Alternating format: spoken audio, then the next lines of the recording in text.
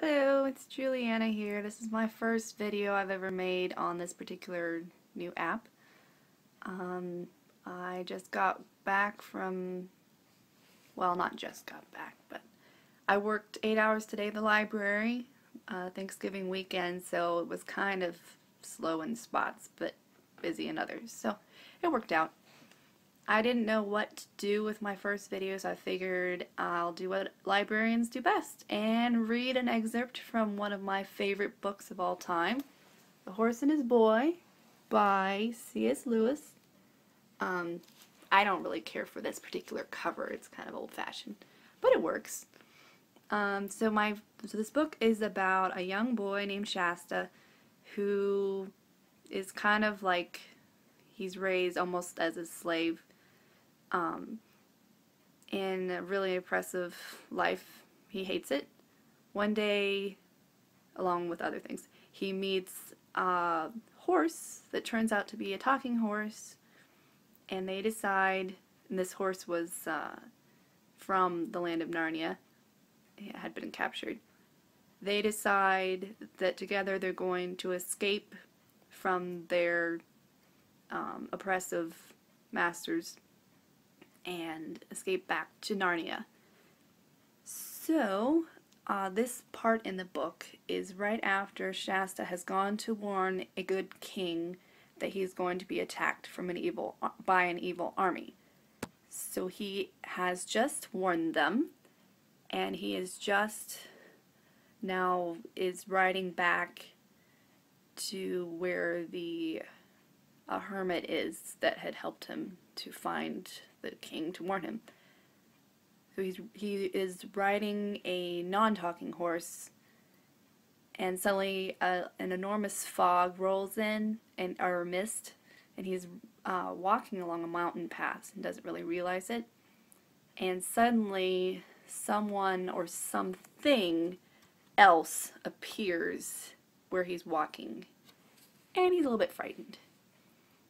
So without a lot of further ado and jabber from me, I will just read the excerpt, and you can, hopefully it'll make you want to read the book. That's the point.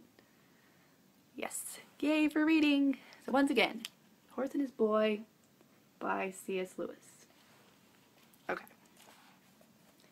I do think, said Shasta, that I must be the most unfortunate boy that ever lived in the whole world. Everything goes right for everyone except me. Those Narnian lords and ladies got safe away from Tashbaan. I was left behind. Erebus and Bree and Hwin are all as snug as anything with that old hermit. Of course, I was the one who was sent on.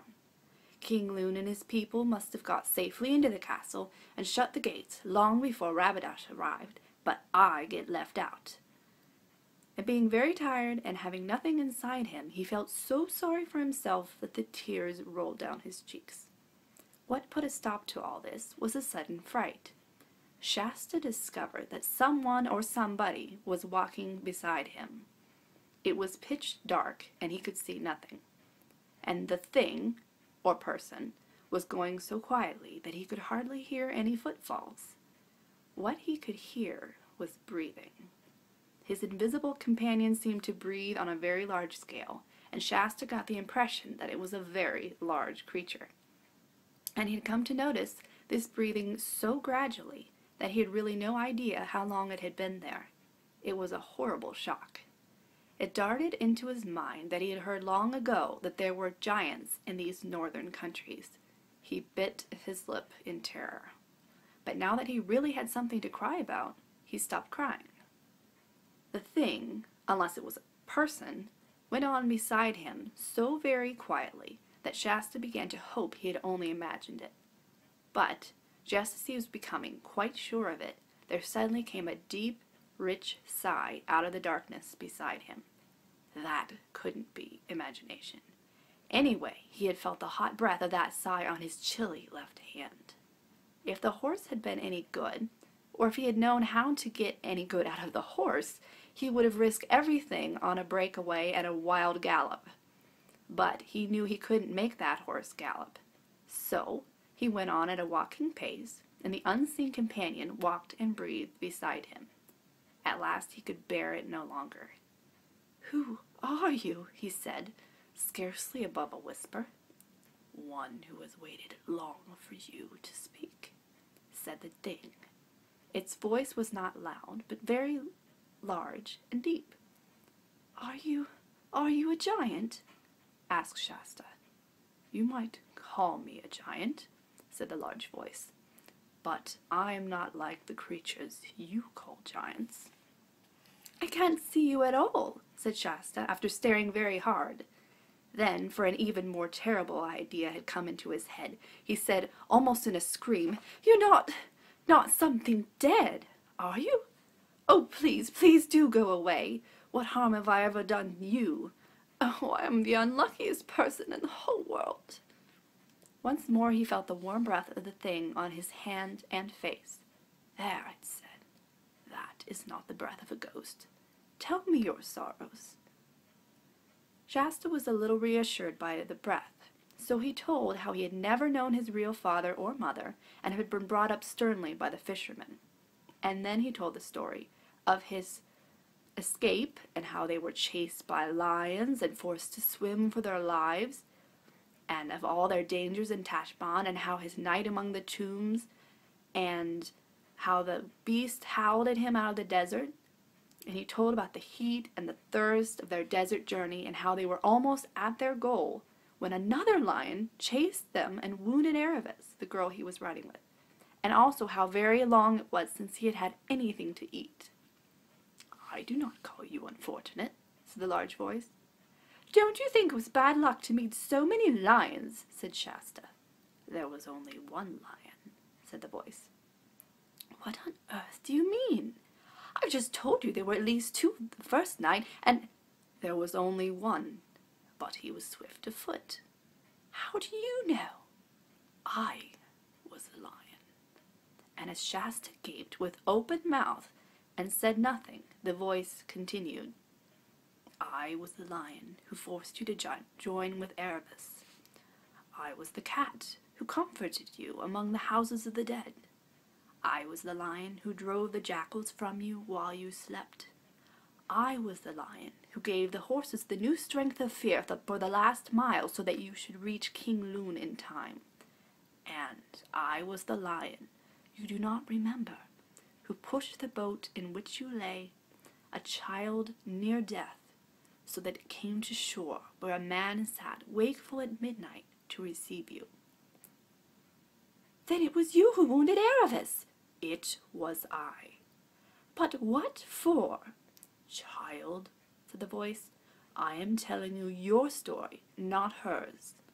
I tell no one any story but his own." "Who are you?" said Shasta. "Myself," said the voice, very deep and low, so that the earth shook. And again, "Myself," loud and clear and gay. And then the third time, "Myself," whispered so softly you could hardly hear it, and yet it seemed to come from all round you as if the leaves rustled with it. Shasta was no longer afraid that the voice belonged to something that would eat him, nor that it was the voice of a ghost. But a new and different sort of trembling came over him, yet he felt glad too. The mist was turning from black to gray, and from gray to white. This must have begun to happen some time ago, but while he had been talking to the thing, he had not been noticing anything else. Now the whiteness around him became a shining whiteness. His eyes began to blink. Somewhere ahead he could hear birds singing. He knew the night was over at last. He could see the mane and ears and head of his horse quite easily now. A golden light fell on them from the left. He thought it was the sun. He turned and saw, pacing beside him, taller than the horse, a lion. The horse did not seem to be afraid of it, or else could not see it. It was from the lion that the light came. No one ever saw anything more terrible or beautiful. Luckily, Shasta had lived all his life too far south in Calormen to have heard the tales that were whispered in Tashbaan about a dreadful Narnian demon that appeared in the form of a lion. And of course he knew none of the true stories about Aslan, the great lion, the son of the emperor over sea, the king above all high kings in Narnia. But after one glance at the lion's face,